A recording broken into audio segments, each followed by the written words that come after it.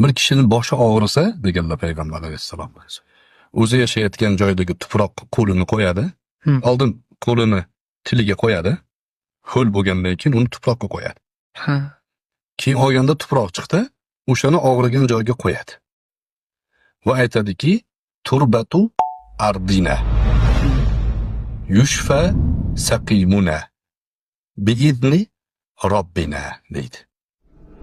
Qarang, ma'nosi shunaqa. Turbatu ardina deganda geografiya qadar degan gapni fundamenti shu. Bizni yerimizni tuprog'i kasalliklarimizga shifo.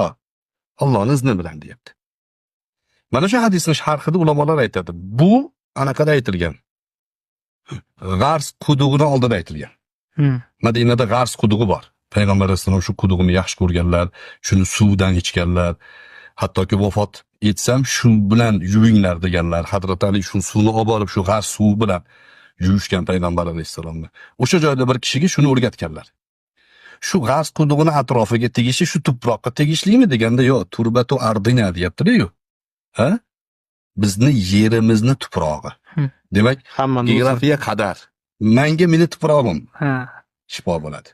Balki o't shifo bo'lmasligi mumkin. Menga o'zimni tuprog'im shifo bo'ladi. Hamma joyda shuni qilsa bo'ladi degan ma'noda.